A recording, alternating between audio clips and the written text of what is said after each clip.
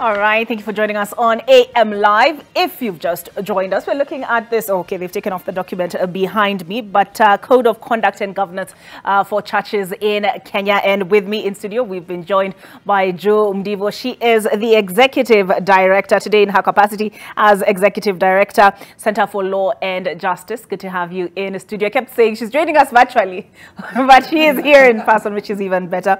We also have in studio Bernice Gashegu, and she is former Registrar General, Office of the AG. To be honest, I had to Google that one.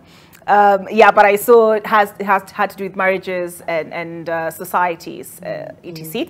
And also, you've already been introduced to her. She was explaining to us what prompted this document, and she is Reverend Jacqueline Othoro, and she is Head of Education, RWAC Assembly. Good to have all three of you ladies in studio this morning. But I'll come to you now, Bernice. When did this journey to now have this document that we are launching, that is being launched tomorrow at the All Saints? I keep saying that, between 9 and 12 for those who would like to witness that. Where did this journey begin? Thank you for that question. Well, the journey began at Safari Park, where the Institute of Certified Public Secretaries Kenya and Hesabika Trust co-sponsored a governance meeting, and it was on corporate governance, and it involved all Kenyans, professionals and other people. But they did have a session for church leaders. And during that conference, one of our judges was a speaker, and he said the biggest challenge to corporate governance is the churches. And he went on to explain in what circumstances and how. And at the end of that conference, the church leaders went to Joshua Wathanga, who was heading Hesabika, and said, "We need help. Would you help us?" And so Joshua formed this committee from various, we were accountants, lawyers, to work on this document.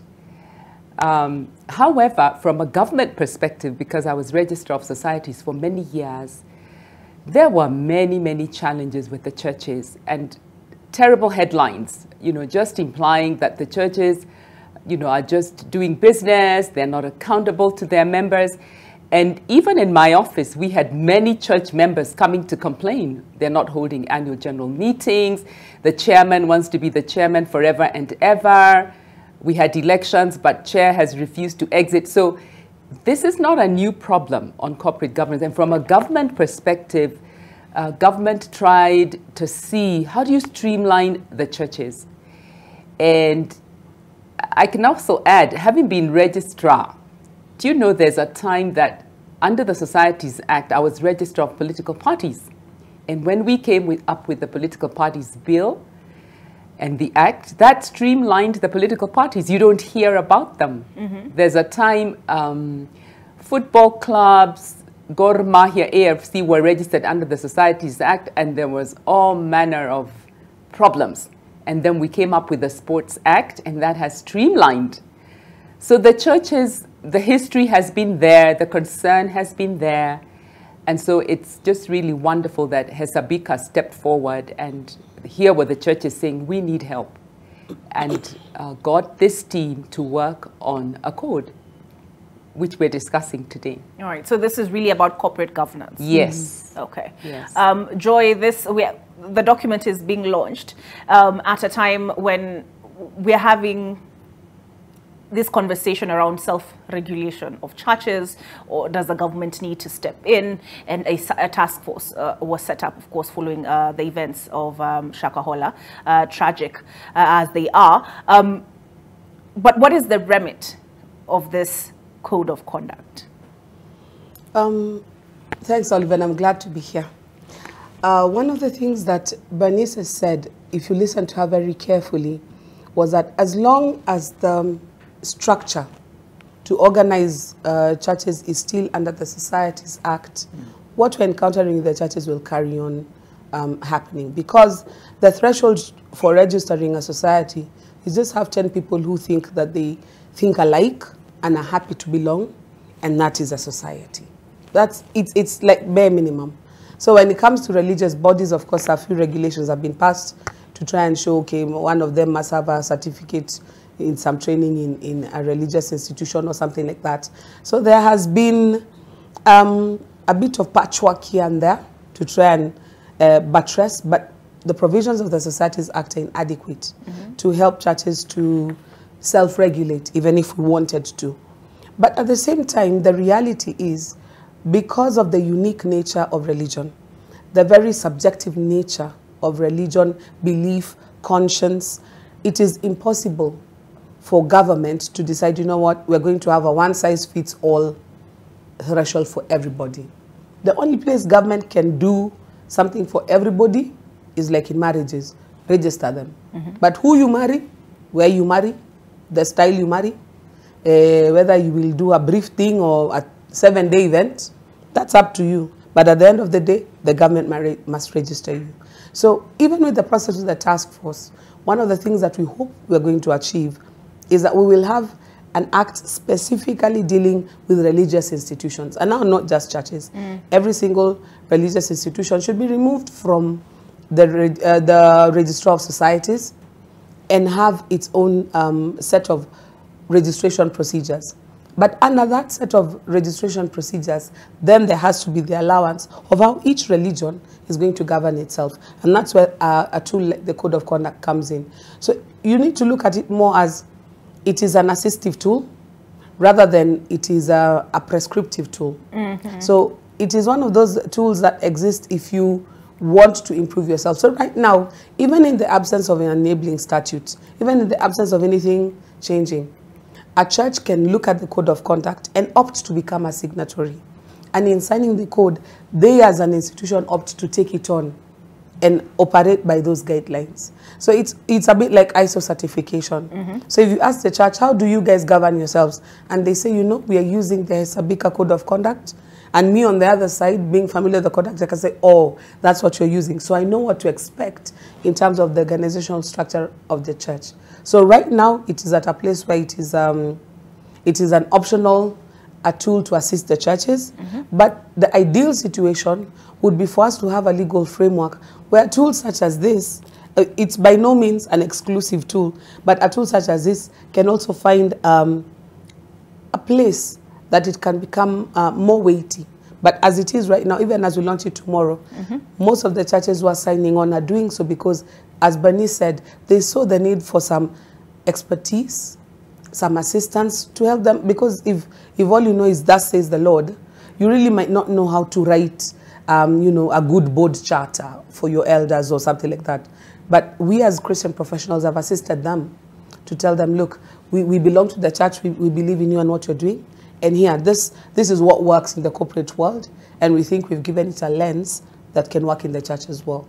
Okay, so like you said, like Bernice, you talked about professionals being involved in this process, including professionals in the law, such as Joy and yourself, as well as accountants, and you mentioned, did you say public secretaries? Yes. Yeah, yes. and it was interesting because Dan Wangi, on a light note, was telling me these are not the, you know, these are, when you say secretary, please be clear what you're saying. But Reverend, who at this point is adopting this document? Well, I can't tell you precisely who. I can tell you what we hope will adopt it. We are hoping that the church body in Kenya will adopt it. The church body is divided into different organizations that have different churches underneath it, from the mainline churches to that NCCK, you know, is an umbrella body. You have the EAK that has many of the Pentecostal churches in it. You know, we're saying the church in Kenya, the body of Christ. If you come and you organize yourself in a particular manner, then we're saying this is an available tool for you to use. You know, as is rightly said, when we go to theological school, we study the Bible and we study how to shepherd the sheep. We don't study how to do, very few places can you study administrative skills and how to manage and run a church.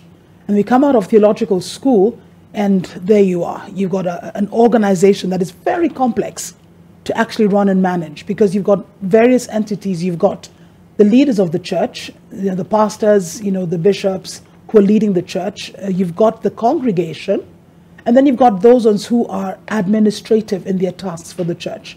And so by the time you're putting it all together, it's a very complex, unit. And the best way that, when Hasabika came together is to say, how best can we, within the confines of what Scripture tells us, that a church is a body, it's an organism, it's living. Within those confines, how then can we put some structure to it? Because you can imagine, if you have a body that is the cells, the kidney, the liver, but you don't have the skeleton, you got just a mass of cells and flesh. But the skeleton gives it the structure that it needs to move, to function, to sit, to lie down, to run, to walk. And part of what we're saying with this, kind of governance situation is that we want to help churches, particularly for me, those ones who don't even have the basics. A man of God, a woman of God has heard the call and has gone forth. And then they find the church is growing. It gets to 200 people and they begin to realize, I need some form of structure. And so this is an easy way for someone to come and take a document that's been thoroughly looked over for every aspect of you leading in a church, including how to onboard your leaders, how to have a trustee board, how to have, your deacons, your elders. And these are all church terms, the deacons and the elders, you find it in Scripture. But what does it look like for the 21st century? So this document, I believe, is, even for those of us who may have quite solid structures in our church, it's actually a refresher. You can go back and look at it and say, okay, we've got this, but we've missed this.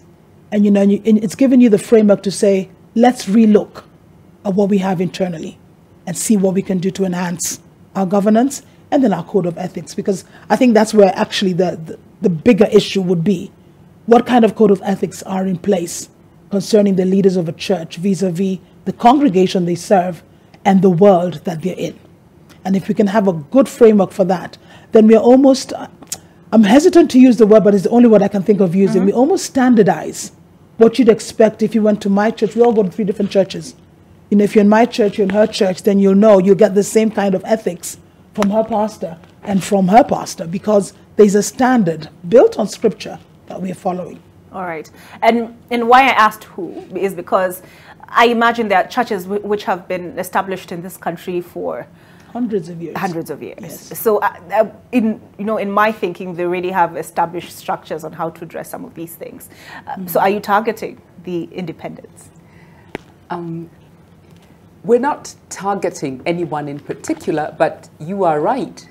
There are churches that have such strong internal government, really. And, I could mention the Catholic Church, the Anglicans, the Presbyterian. They have very strong internal government that has always existed.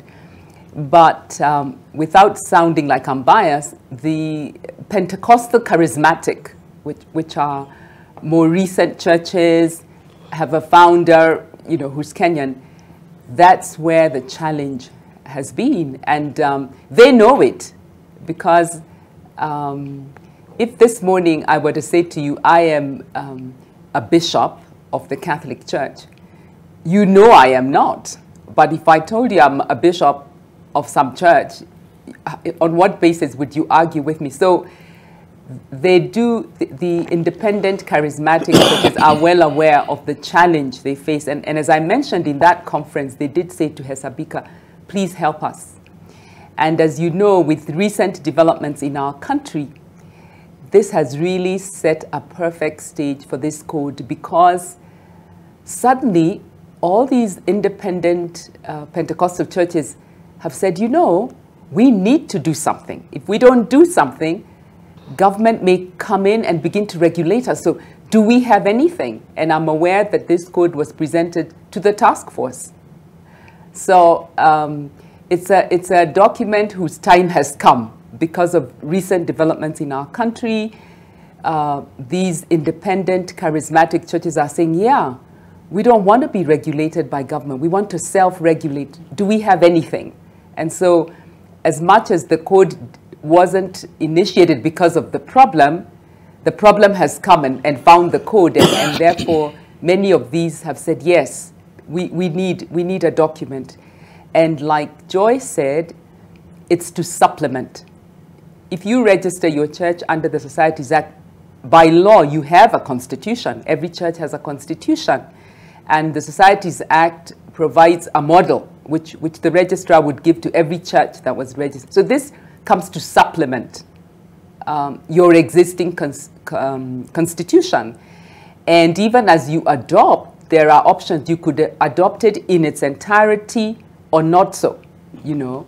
So there's a lot of flexibility. So really it's supplementing your already existing constitution. And yes, that group of churches is the one most likely to adopt. But like Jacqueline said, others may say, well, this is a standard. For the first time we have a standard, I could check, does our constitution rise to the standard? Yes. All right. Joy, I know you were very careful to say that this is prescriptive, no, assistive rather than prescriptive. So I sign on, and do you then trust, you take my word for it, that I will abide by this code of conduct? That is primarily the premise, that if you are agreeing to sign on, then you also agree to a collegiality with your other peers who have signed on, that if something does happen, then they can sit down with you and ask you, we have this code that we are going by. By what, why are we where we are with you right now?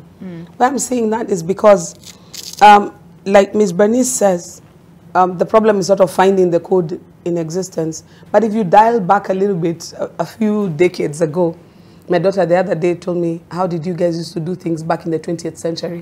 So back in the 20th century, we had a constitution. And under Section 78 of the repealed constitution, there was actually a specific, I think it is subsection 5 of Section 78 of the repealed constitution, that said churches and religious institutions were not protected when they were violating matters of defense, public order, public health. And so things like we're seeing with the Kanyaris and the Shakaholas in the previous constitution was expressly outlawed. So dealing with them, we found that the government under Moi and not Kibaki so much, but Kenyatta, they used to clamp down very hard on rogue churches, which is why even the EAK broke away from the NCCK, because you had to toe very firm line. But once we had the new constitution, and we have Article 32 now, which quite frankly is, you know, so elastic, it's not fit for purpose, and it's something that we have to have a discussion about, because it just gives, you know, you can worship, you cannot discriminate on religion, and leaves the rest, it leaves everything else out. And so you find religious institutions were able to mushroom, and it's constitutionally protected to exist. But now if you sign on, and others have signed on, hopefully, and we have a law that says you can form an umbrella body, or you can form a college of people who are peers, who believe the same, who understand each other, who can police each other. Then that council can sit you down and tell you, brother, all of us have signed this code. We all understand what it says. Why are you doing what you're doing? And then if somebody chooses not to sign this code or any other code, they're not in the Catholic Church, they're not using anything, then the registrar of societies or the registrar of religious institutions can deal with that one directly, because you cannot say that you've got people who are helping you to oversight your organization. So this is a tool that's supposed to help people who agree to come together and have the same standard. That way we can peer, you know, there can be peer review mechanisms. So if I step out of line, my peers can bring me back and tell me, look, this is the standard. These are the consequences. This is how we deal with it. Tell your elders this, tell your elders that, or step out of line like this. Because I'll give you an example.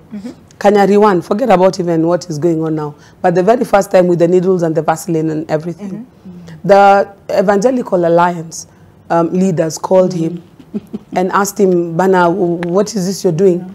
And he told them to their faces, you people are preaching the gospel, I am in business. So we're not doing the same thing. Do I belong to EAK? No. Do I pay you anything? No. Am I in your registers? No. So on what basis have you called me? And with that, he left the meeting and it ended there. So you find, because there was no collegiality, the EAK had no moral authority to sort of discipline him. But now if it is somebody who's registered under the EAK, and let's say the EAK as an umbrella body has recommended the code of conduct as our standard, So as Ms. Bernice says, you can take and remove what really doesn't work, but this is basically where we are standing. If one of our pastors is found to be in a Kanyari-like situation, then the authority exists to say, look, we already have the Bible and we also have this. Why are you doing this? And if you cannot explain yourself satisfactorily, then there can be steps that are taken to help you remedy the situation. So that is the framework within which we are seeing this to exist. So the law has changed. It has mutated through the years. We have a situation where, actually, I was telling somebody, religious institutions now we're operating in inertia. We just have what we had before that we're moving in. But if somebody strictly looked at the laws that we have now, they're actually inadequate. Anything and everything can go. But right now, because there's some sort of, adabu kidogo, we are seeing where we are. But if you look at where religion has gone in other places in the world, you can come to a place where I open a church of joy, bow down and worship me. And there's nothing you can do about it. It's like, you know what? It's constitutionally protected. Our religious freedom, joy is a religion. And so we need to start sort of set differences and set a standard. And it's not just for churches, to be honest. Because this code of conduct is the sort of thing where if Muslim institutions want to adopt it, because it deals with governance, it's not Bible teaching or anything. It can be adopted by any religious institution because it's nuanced to protecting religious freedom and belief, but promoting good governance. So it's, like I say, it's a very adaptable tool, professionally done, with a slant to help religious persons, with all our quirks and differences, find a common ground, a level ground, as Reverend Jackie has said. All right.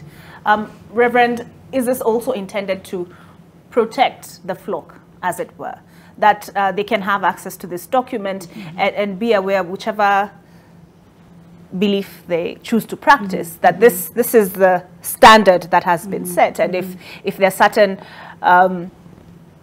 activities that go contrary to this, then they can ask questions. I think so. Just to borrow from what Joy has said, if I open a church called the Church of Jackie, and I just start off with nothing and draw in a few people, but if my intent is to truly lead the flock of Jesus Christ, then I would be looking for where I can find the help to manage, to govern, to grow the church. So obviously there's the biblical theological help I'll be looking for. Either I'll go get trained or I'll partner with a more seasoned pastor to help me along the way. But when it comes to how do I run the church, then I have to figure out, how does this happen? What are the parameters I'm looking at? So that if, every Sunday we collect offering, we collect tithes, how can I be a good steward of the money that people entrust to me? Can they come and check? Is there a mechanism for them to come and say, okay, we gave this amount, what has it gone to? Have I gone on holiday to the Maldives with the money that has come in, or am I truly doing the work that I've been called to do? So if I as a church say, you know what, I need the help, and I adopt, whether it's in entirety or in its portions, this code of conduct, then it actually behooves me to let my congregation know that there's a standard that we are following. And if I'm an open person and I've come in with the right intention, I've been called to the ministry, I've got nothing to hide. It actually works to my benefit to begin to grow the people around me in my church who understand some of the parameters. It protects them, it protects me. If I'm the kind of person who collects the offering, and we've seen it happen, where after it's all collected, I put it in my car and it goes in the glove box, and that becomes my ATM. I use it as I have need for. There's no place where it was registered or put in. There's no bank account. There's no, M-Pesa pay bill number. It just gets cash collected, and everything is attached to me. I put myself in danger, obviously, as a person, because that is a recipe for embezzlement and fraud. But also, it helps the congregation know and ask the questions: who are these accounts attached to? Where's the money going? Who's doing an audit? Many big churches in this city have auditors, and they have once a year auditors come in. My own church is audited, once a year, and they come in and they check and they look at our numbers. How do we spend our money? So this would help someone who's starting out, who doesn't know the intricacies of governance, to have even the basics of saying, how do I account for the money that is given to me?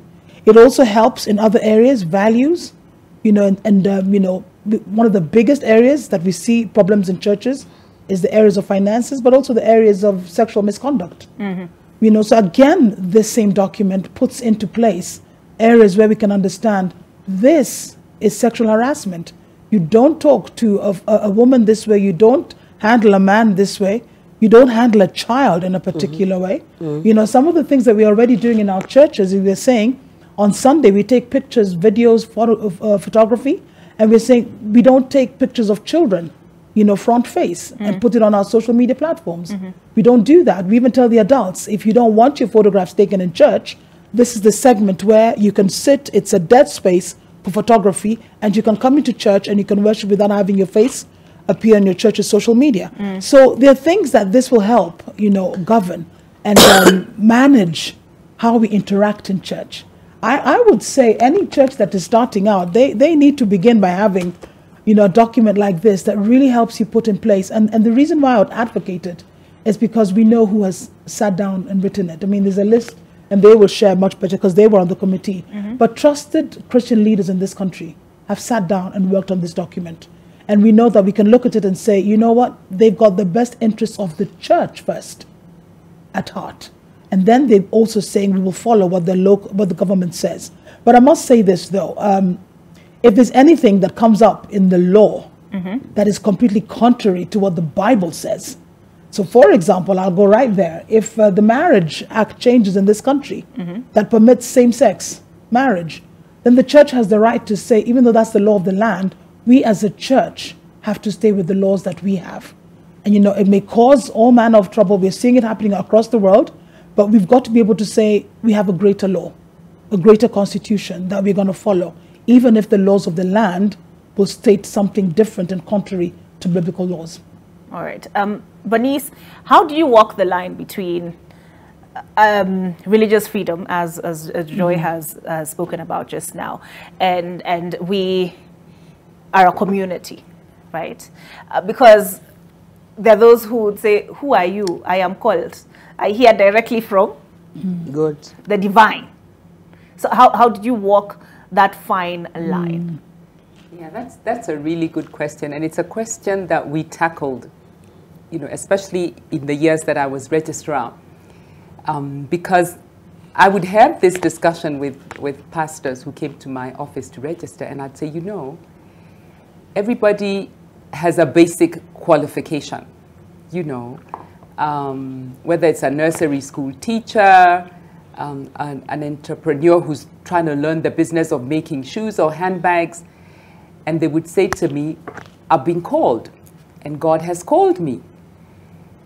And then I would say, then you confirm that call by going to Bible school. And of course, they didn't always agree with me. So I think it's important. And the code does talk about capacity building. It's important that we encourage the men and women of God who are called to confirm that call by going to Bible school or just having some basic minimum. And as I've said, the code does talk about capacity building. And the code also envisages umbrella bodies. Reverend Jackie has mentioned the Evangelical Alliance of Kenya, the NCCK. It also leaves it open to these churches. If Joy and I had a church, we can come under an umbrella body, or we can come together as charismatics and say, we want to have an umbrella body. So it really is targeting umbrella bodies that these churches will agree. And under that umbrella body, then when there are disputes or the congregation is unhappy, they can appeal to that umbrella body, and my church can appear before the umbrella body. And then this would also help the churches, because the Bible frowns on Christians taking each other to court. So before we go to court, we can go to the apex umbrella body, to the umbrella body that we subscribe to, and say, these are the issues. I could be a pastor and I've been expelled and I feel my rights have been violated. I can go to the umbrella body. It could be the congregation. So it really will be helpful. And I really like that it has scope for capacity building. You know, when I think about standard, and in a very simplistic way, if we have a recipe for a Black Forest or a fruit cake, and Jackie and Joy and I are running restaurants, people say this is not a black forest. So once you have a standard, everyone then aims for that standard. We can police ourselves, or our members would say, no, no, no. This is not a fruitcake. It doesn't even have any fruits. So that's the beauty with standards. It sets a standard, and all of us then want to have that standard. And we may not have it today, but we can aim to have that standard. So the code, I think, is such a good place to begin for all of us. And you know, in a real sense, the strong churches, the ones that have strong government, I think this is really good for them, because many have felt embarrassed. You open the Daily Nation, pastor did this, and you're thinking, pastor of which church? How do you define who's a pastor? So it even puts definition. So it's not only protecting existing churches or enhancing, but they can look and think, yeah, those charismatic churches have a code, and it has set a standard that runs across the board for all of us. Yeah. All right. Yeah. Joy, would this be used to cover up criminality? Because the several portions where you see disciplinary action, we're going through the table of contents with Reverend here. And then there's talk of ADR, alternative dispute resolution. And some of what Reverend Jackie says is contained in here is you define what is sexual harassment, for instance, how to manage tithe and all of that. But where there has been misappropriation of funds, where there has been sexual harassment, are these not criminal acts? Indeed they are. But if you in a situation where you're trying to promote self-governance and self-regulation, these are things that you must have prescribed in your code, as I'm sure it is for journalists, it is for lawyers. Right. It is even in our church situations right now. If you're going to work in the children's ministry, there's certain standards that you must do. So this is something that happens every day, because not all cases that are of deviation end up in the criminal justice system. There's some things that we will deal with and finish at that level. Maybe it was something that was preemptive. You notice the trajectory and you are able to deal with it. However, its existence in the code does not cancel or negate the penal code, because if you are caught in criminality, even now, with everything else, even if you're a Catholic priest and you've got strong governance in your institution, if you are caught in criminality, you will be given up to the jailer to do whatever he wants to do with you, because that's where the protection ends. And you had me talking earlier about enabling statutes. One of the things that we're also trying to push for, in order to give something like the Code of Conduct the force of law, it has to be anchored somewhere. And I think it's been put to the task force, and we're hoping that it comes to light, a religious freedom bill. Like I told you before, we had very elaborate protections and very strong deterrence under the previous constitution. But for some reason, when we were passing this constitution, one of the reasons the church said no was because Article 32 almost dealt with freedom of belief or of religion as just that. It did not look at belief, at conscience, at thought, at other things that were governed before.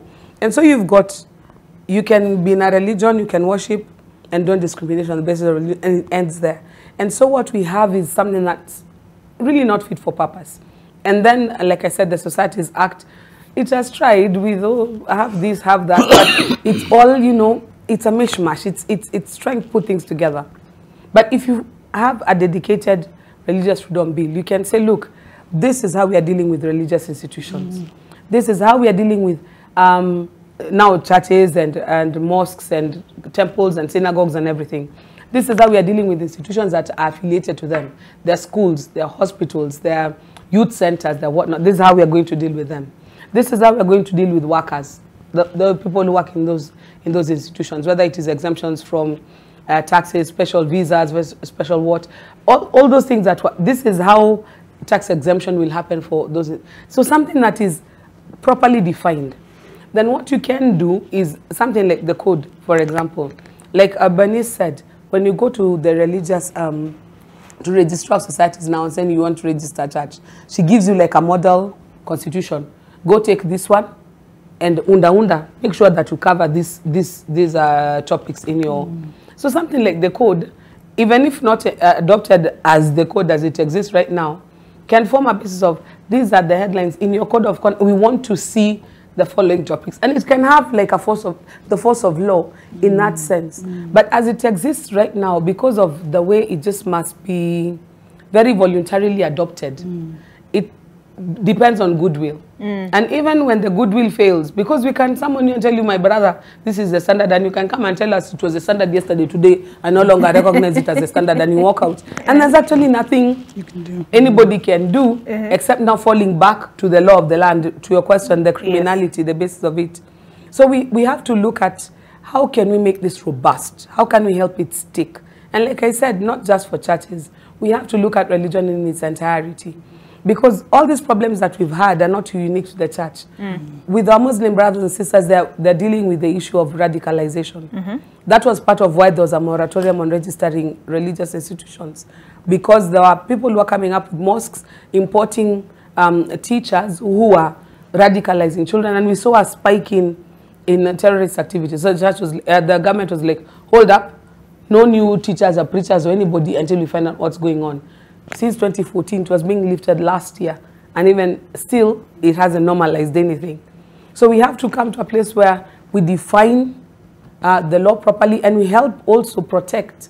Because Ms. Bernice said something, that if God has called you, it would be good for you to go to Bible school, to sharpen. But there are those, I mean, me, I'm Mrengo Kali of Shatate believers. I know there are those pastors who will not go to Bible school for nothing. God has called them. They were struck down by the power of the Holy Spirit. They were under the bed for 3 days, hearing from God. What Bible school is going to teach them anything. But now such a pastor also needs to have people around him who will help him to manage his call. And now those ones are the ones who, because the Bible tells us, make your election and calling sure. And in making your election and calling sure, it could be you going to get certified, or you having people around you who are certified. Because I know some very big bishops in the land who did not darken the door of anybody's class. But they were self-taught, self-schooled, and their calling has served nations. And actually, internationally, God has used them to mighty impact. But when you look around them, they do have the Joys and the Bernices and the Dr. Jackies who are there. You know, you've answered your call, you are reverend, but you have schooling. So there are those who will be like Bishop Oginde, who will be very highly trained, very highly skilled, and who will go to Bible school. Then the others will just come in the power of the Holy Ghost. But all of us have to find a space to be protected, such that even if it is not me who's doing this, can I have the house within which I can put the others? And that's why we're saying it's time for us to have a discussion about a religious freedom bill. Deal with the religious institutions separately. Why we are still under the Societies Act, I do not know. If even football clubs got to a place where they needed to have their own space, I do not know why religious institutions are still being treated this way. Because where we are right now, the prayers that are being prayed over Maria Goretti are so many, because people are saying she is victimizing us. And it's not her. It's the law within which she must operate as registrar of societies. So the time is ripe for this conversation. And not only that, time is also ripe for society to expect different from our leaders. Because I came from a generation where we were happy to take whatever the man of God said. It was the word of God. Thanks be to God. Our children are the type who question everything. So you tell us to lift up our hands to God. Why? I can't lift up my hands in my heart. Why should I physically lift them up? What are you trying to accomplish? We must go to church every Sunday. Why? So because we are even in a different generation, a different dispensation, for us to be able to bring the gospel effectively to this generation, we have to lift some of those veils, those curtains that we used to have in the church. They must be torn, and this is one of the way of tearing it. Having a transparent code, something expected, something that people can determine, some predictability in the process can also help the gospel to be received with more gladness. Because as Ms. Jackie said before, the days of you collecting the offering and putting it in the boot and going to count with your wife, those days are long gone. It is a collection for everybody to be used in the church.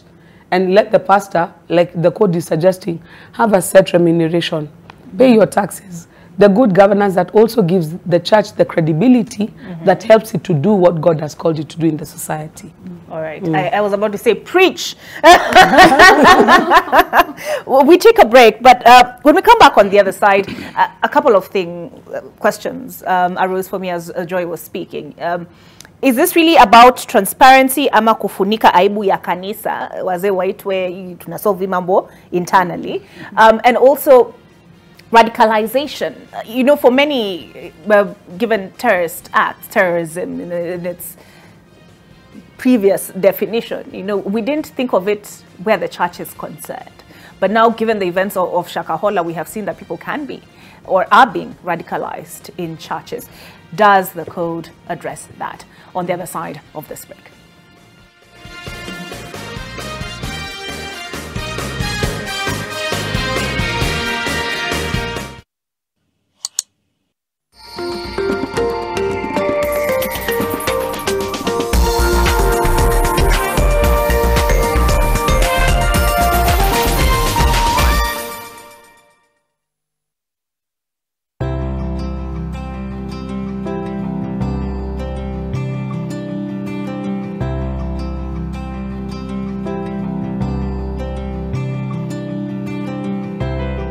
When you're finally released from pain, that moment when you start to get back to ordinary, and ordinary feels amazing.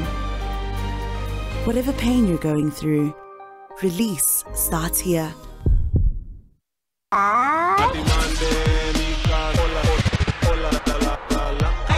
Ndovu ni kuu. Karibu Kenya, tuna tabia zetu tu. Wasiweka mkono juu. Yes you. Ndovu kuu hapa ndani ya Kwetu Mix Show. It's a girl Jewel. It's your boy Arobo. Hey yo, jina langu ni Savara from Sauti Sol, and you're watching Kwetu Mix on NTV. Keep it locked, usibanduke.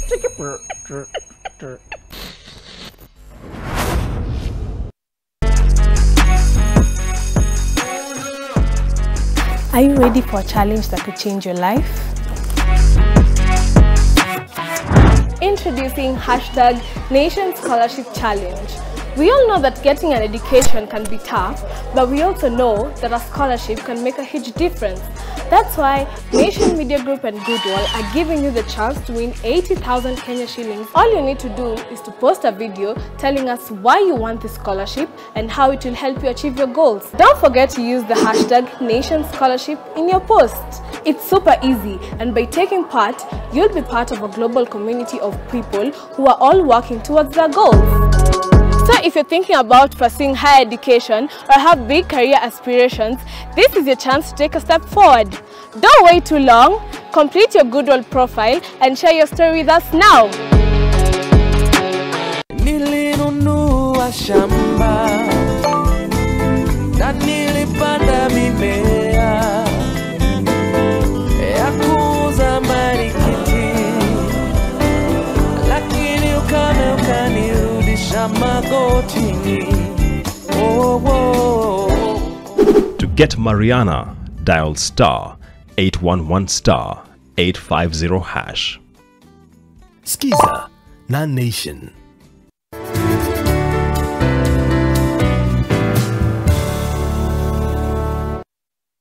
Own your dream home for as low as 1.98 million Kenya shillings in Vipingo Kilifi. SMS Vipingo to 22365 or call us today on 0740 400 215. Terms and conditions apply.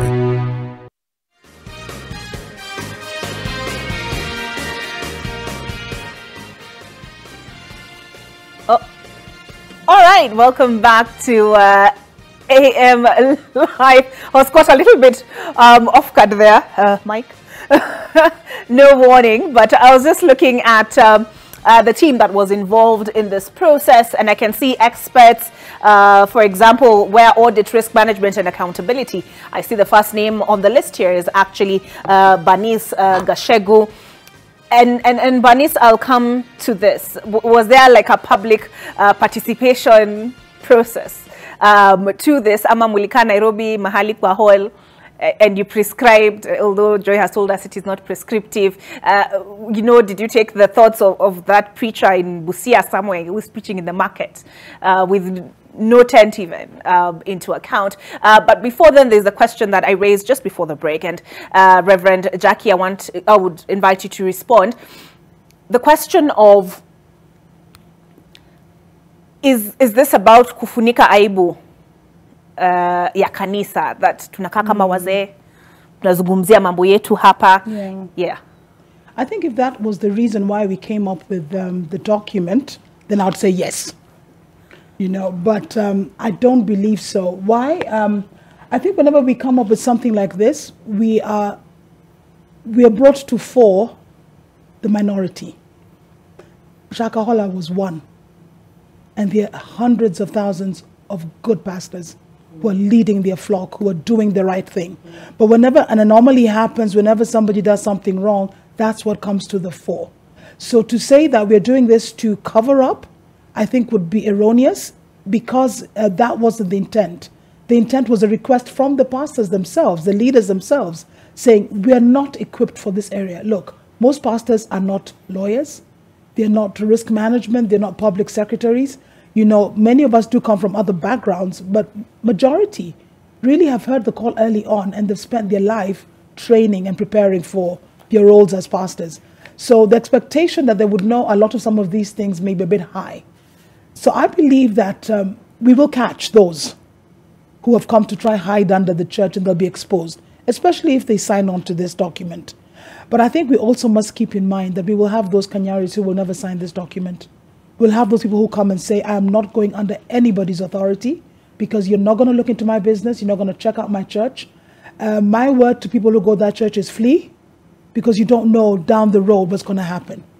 People must have gone into these churches that we're now looking at with serious scrutiny, knowing that these are solid, Bible-based, Spirit-led churches when they walked in. By the time we're looking at the Jim Jones tragedy in Guyana, people started in that church knowing this was a solid church. But by the time they're drinking the poisoned Kool-Aid, people have been taken over completely. So we are looking and saying the vast majority actually want this. They're asking for the help. Hopefully it'll expose those ones who are trying to hide in churches and are trying to do their own thing, but we must have the reality. And I think we talked about the criminality of some of what people are doing. There will be the bad sort, the rotten egg, that gets into the church for their own purposes, to fleece people, to enrich themselves, which sometimes I wonder if that is really true. But anyway, I don't know, Joy, whether you'd say it's possible to be driving a Lamborghini from church offerings. It's not possible. And to be asking you, where else is your money coming from? Are you in business, or are you doing something else? So all I'm saying is this: there will be people who will need to be checked. And if they don't submit themselves to this document, there may not be too much. And I think now I'm finally understanding why Joy is always advocating that we need to have something in our constitution that talks about religions and religious societies, because it's free for all right now. It's open. Anyone can start something. You could be worshipping the goat next door. And I'm not talking about the greatest of all times. She's talking goat. The real goat. Yeah. But also the question of, before I invite Bernice, the question of radicalization in churches. I mean, it's a difficult thing to police what you can and cannot preach, is it not? Let me say, it's difficult to police someone's beliefs. I think that's what's difficult. Okay. What goes on in someone's heart and spirit, it's very hard to police that, because that is a very personal relationship between you and your God. There are people who can take advantage of that. They take advantage of people's desire to serve God, people's desire to walk right. And they come in, and most radicalization does not happen straight up. You come in and you begin by changing people's thinking, by introducing, one doctrine that's just slightly off, not quite, off base, but it sounds a lot like what you already know. So you take that on board. But as someone has once said, if you start at point A and you're trying to get to point B, but you're 1 degree off, by the time you are at the same line as point B, you're completely in a different direction. So it just takes one small thing that someone just keeps teaching their people, and before you know it, someone has become radicalized. But I do also, Joy, you've taught me something today, that literally the Christian faith, let me talk about the Christian faith. The Christian faith is a radical faith. It requires some form of radicalization, because if you're to follow the precepts of Jesus Christ, there are many things that he tells us to do that society is fine. So for example, it tells you if somebody strikes you, turn the other cheek. If somebody wants a coat from you, give them two. That means you stay without and you give somebody else. That is a radical way of thinking. It tells us about adultery. It's not about sleeping with someone, but even thinking lustful thoughts.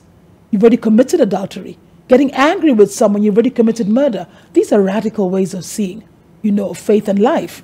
So there is an element of radicalization that happens when someone says, I'm not going to walk and live my life in a way that's been prescribed by society, but I'm going to live a life the way that's prescribed by the Bible. And often it's contrary to what society does say. If we're to look at the modern society and where we're going as the world, there's a lot that is permissible in the world that for a Christian, they say it's not permissible. This is not what we've been taught. And so I'm seeing, I think I saw an article on the press. Some lady's been taken to court in the US because she's refused to do websites for people who are getting married in same-sex marriages. And that's her own personal choice based on her beliefs. But right now she's facing the court system. We've heard of the stories of people who, won't bake cakes for weddings that are, again, same-sex. And they're getting, demonized. But yet that's their own personal journey and understanding. And the state wants to put its own spin on you and make it seem as if you're the one who is criminally wrong to have a stand. And my prayer is that doesn't get to us as Kenyans, and we're trusting our legal fraternity to help us with the laws that will protect the church in many ways, protect the faith-based groups in many ways, so that we don't get caught up where now we're the ones who are looking for the help because we are being squeezed into a small corner and told, thus far and no more. Okay. That's the big fear in the church. Okay, so how do you draw the line then, right? Because as you see, you've learned something from Joy today, that the faith itself is radical. But then, so where do you draw the line between what you're teaching is just radical enough, and then what and this is now dangerous? Right. My only word is the standard of the Bible. If I stay with Scripture as a believer, as a pastor, as a leader of church, as I said, I'm head of education in our church. If everything that we're doing in the education front has a foundation that's biblical, and we're staying to the precepts of what we've been taught by our Lord and Savior Jesus Christ, it puts us on a very sure foundation. It puts us on a solid rock.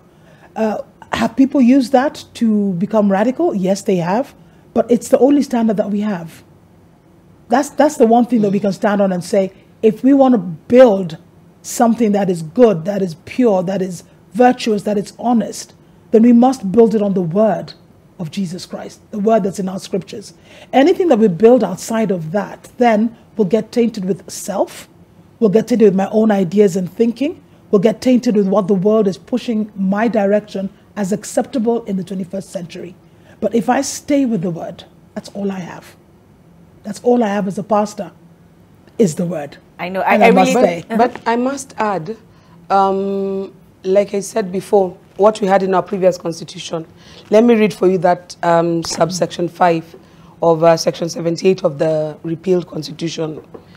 Nothing contained in or done under the authority of any law shall be held to be inconsistent with the law, as long as there's the provisions that, let me just jump to where the religious liberty was curtailed. In the interest of defense, public safety, public order, public morality, and public health, and for the purposes of protecting the rights and freedoms of other persons to observe their own religious beliefs. So there is a space within which you can exercise your religious freedom, but where the state draws the line is life, limb, and liberty. If what you're exercising, as radicalized as you are, affects the life, limb, and liberty of anybody else, then that's where they draw the line. That's why they talk about defense. This is a national issue, which is now where terrorism falls in. If you're using religion to undermine the defense, the internal defense of the country and the homeland security, then your religious freedom cover is blown. Public safety, public order, public morality, public health, shakahola. As in, once you cross that line, that's where your religious freedom ends and the government steps in.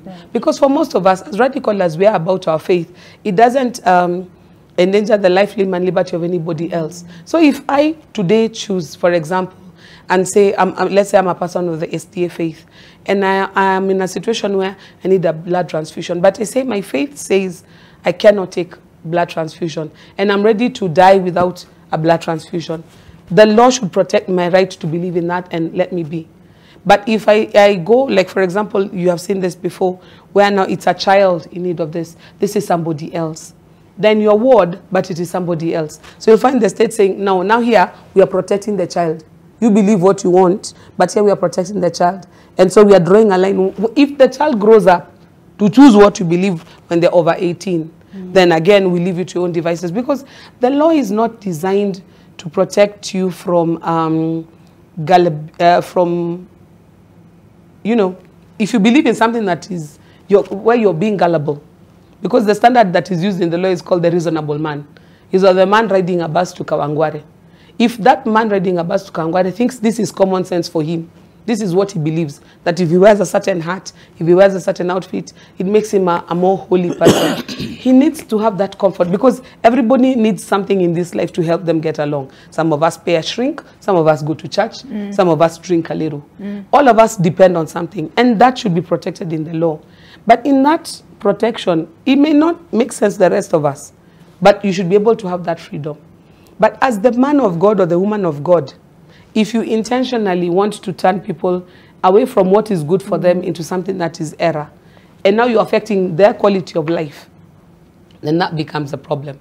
Because when people tell me, oh, we want to protect people from, oh, they're taking a lot of money. And I'm like, look, betting takes a lot of money from people. EABL is one of the most profitable companies in Kenya, and they take a lot of money from people who can barely afford it sometimes. BAT, or is it still BAT? I don't know. The people who still smoke daily. And you know what? We keep telling them, it will kill you. But they're like, we're happy. We will die happy.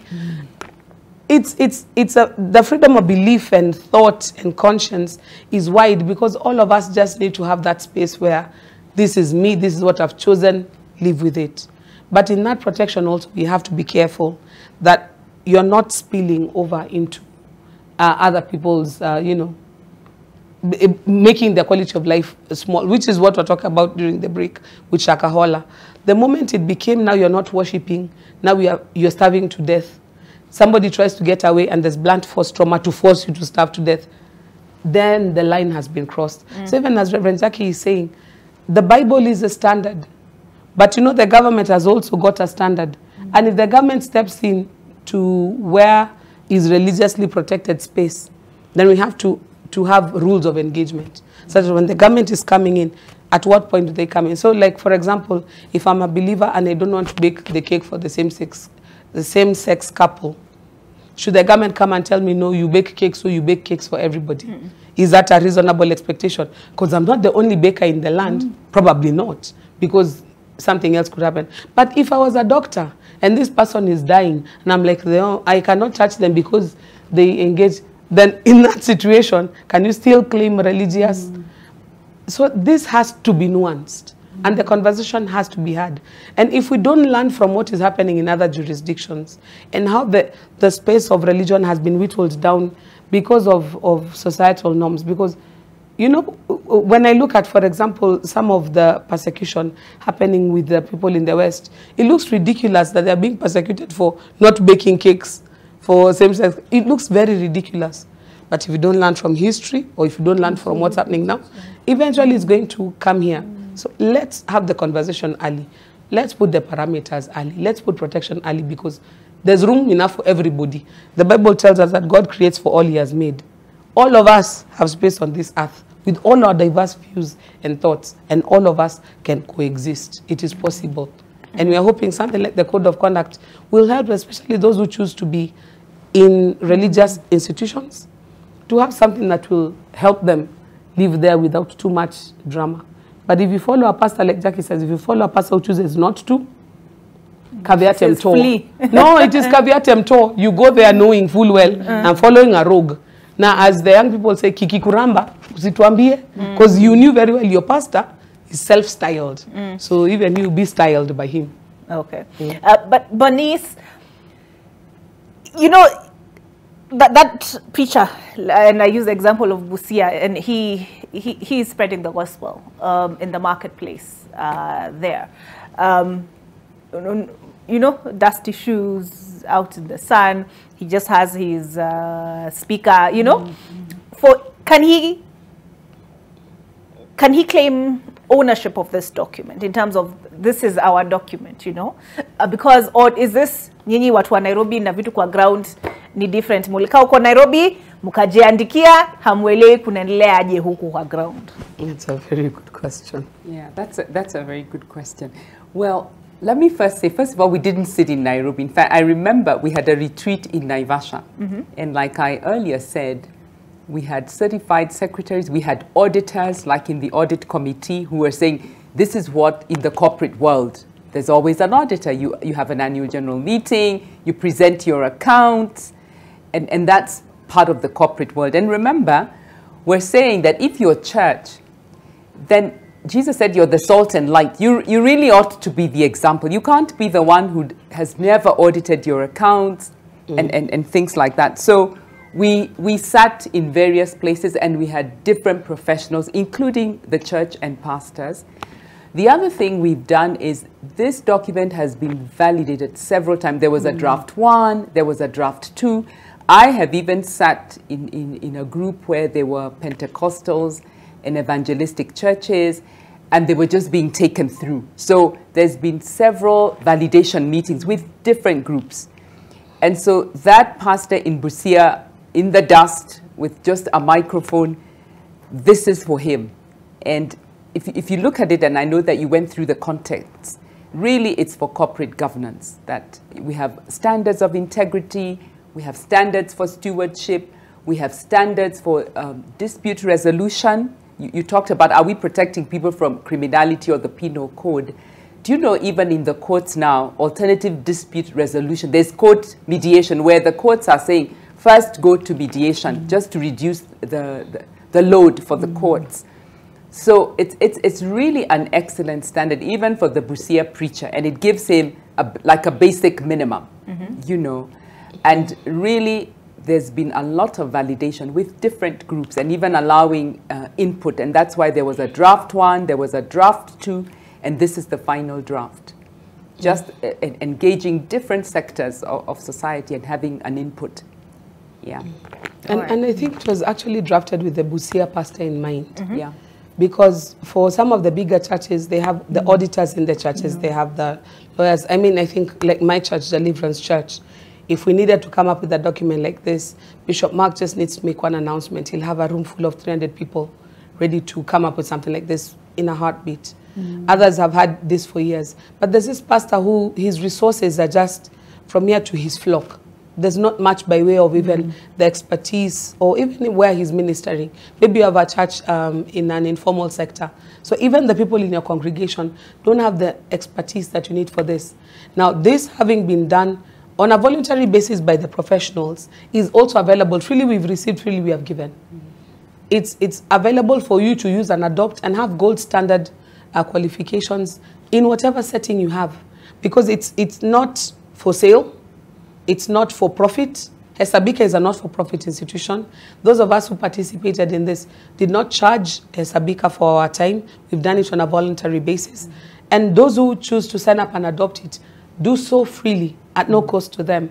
It was designed for that pastor in mind, who wants to do right, who wants to set up the right structures, but doesn't have the technical know-how to know where to start. Here you've got a guy that can help you do things right from the beginning. Because like I said, most of them start on the Aga Khan walk or somewhere. But as the church grows, you really don't know what to do with it. So you get caught up in this thing and you don't know where to go next. You don't know how to manage the accounts. Now there's so many laws to think about. There's the finances to think about. There's data protection, as Jackie mentioned earlier. You may just be thinking, pan the camera around, people being delivered, kicking their legs in the air. Next thing you know, it's a lawsuit. This helps you to understand these things are minefields. the thing about getting elders on board, accountability, it helps you think about the things you wouldn't think about. So it was actually drafted for that, with that pastor specifically in mind. And as Ms. Bernice has said, it was actually also peer reviewed, because the first draft that we did was done by professionals. When we took it to the pastors, the feedback that came back was quite brutal. They were they tore it apart limb from limb. And I must give credit to Dr. Joshua for sticking with it.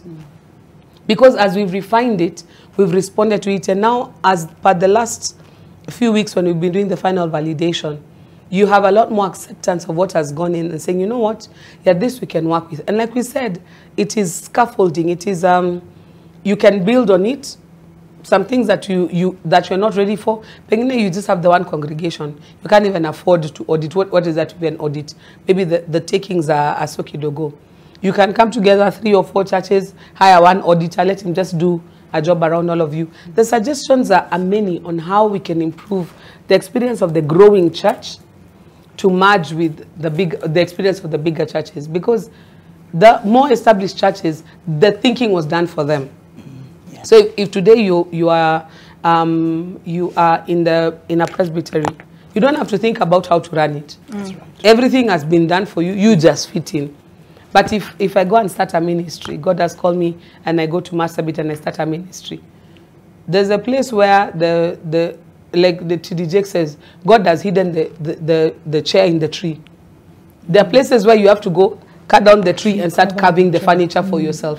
This is what will help the pastors carve the furniture to give them the good governance principles that will help them do the gospel better. So that's what we hope it will do, even for the pastor who's a salon congregation. But you can see God is taking you far. Start right. All right, start right. I'll invite you to make your final remarks. Actually, time has flown. I'm looking at the clock. I'm like, wait. It's already 7:50. But ahead of tomorrow's launch, what's the thing you would like to leave the shepherds with the message? You know, what would you exhort them to do with regard to this code of conduct and governance guidelines? Where can they find it? You know, interact with it before making a decision one way or the other. Okay, let me use an analogy.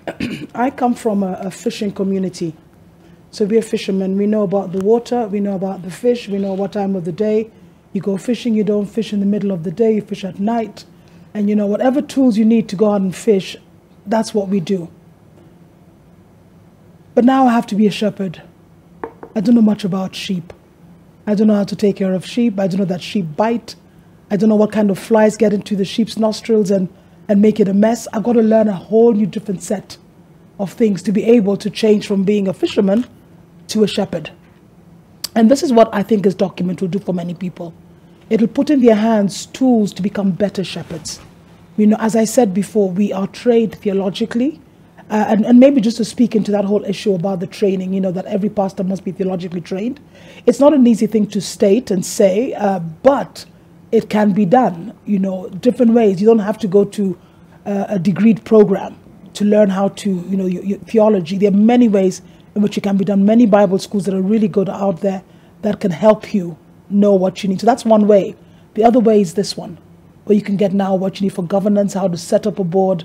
You know, what kind of board are you setting up? What kind of church polity are you going with? You know, are you a congregational church? Are you bishop-led? You know, and it just gives you all those details that will say, okay, this is what resonates with what I believe I've been called to do. So now I know I need a shepherd's staff. You know, I need to be able to take my sheep to where there's water, where there's green grass, but you're given the tools to be able to do that. And at the end of the day, you look at your congregation and you say, who I've been entrusted with, I have done the best I can by them.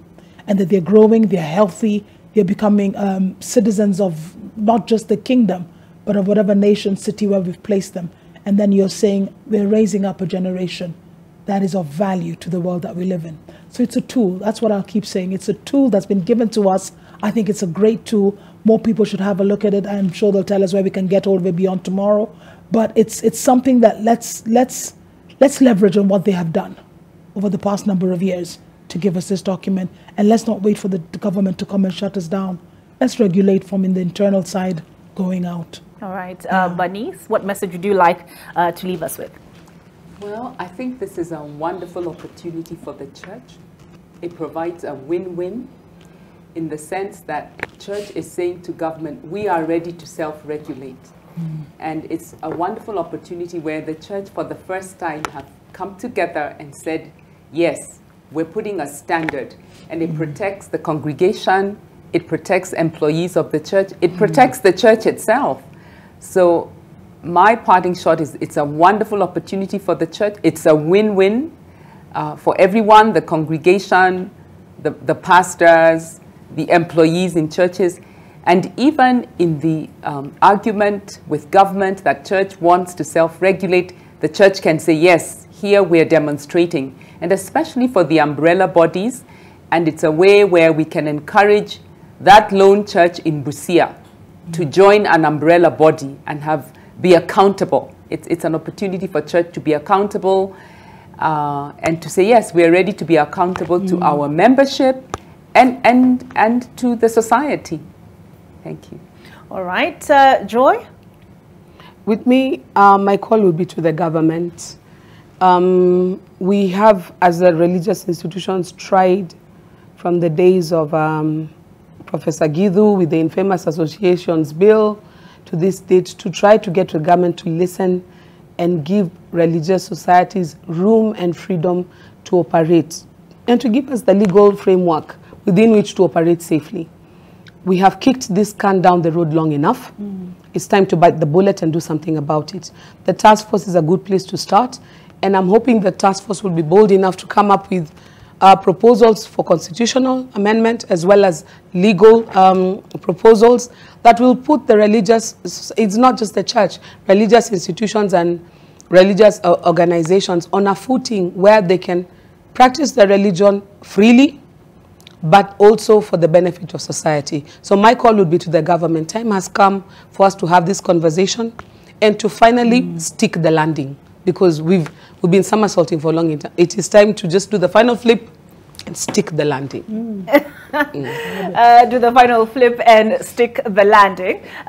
Good note on which to end. And I want to just make special mention of Dr. Joshua Wadhanga. He's the chair, Hesabika Trust, and he was instrumental in making this conversation possible. You know, during the Shakahola, you know, when the news broke and we're discussing regulation of churches, I had a lot of manuals, and I kept being asked, are there no female church leaders? So, to have professional and reverend here, it's a brilliant thing. Thank you very much for being here this morning. I also wanted to make it known, as I've mentioned previously, this document for the conversation to continue, because we've just started it essentially. The launch of the Code of Conduct and Governance Guidelines for the Church in Kenya will be happening. Another manual. It will be happening tomorrow, moderated by my boss here, Joe Ageo. I see there will be Apostle Isaac Mwangi, Senior Counsel Charles Kanjaba, Reverend Dr. David Oginde, the Most Reverend Dr. Jackson Ole Sapit, at the All Saints Cathedral between 9 a.m. and noon. So if you have questions, you know, you could pop in, listen, and get a better sense. Allow me to also just plug in this press today concerning this. At the Holy Family Basilica, we'll be saying Mass between 10 a.m. and 12 p.m. So even if you cannot attend, let us pray towards helping the religious institutions come to a good conclusion in this matter. So Mass today, Holy Family, 10 to 12. All right, Mass today, Holy Family Basilica, 10 to 12. There you have it. And this is what we're discussing this morning, the church and its cross. Time for the whip in the temple is a question, standardizing best practice in church governance. And with me in a studio this morning, we've had Reverend Jacqueline Othoro, Head of Education, RAC Assembly. We've also had Bernice Gashegu, former Registrar General, Office of the Attorney General, and Joy Mdivo, Executive Director, East Africa Center for Law and Justice. Once again, thank you for being here. Thank you for joining us on AM Live. Coming up is Winnie Lubembe with Your World.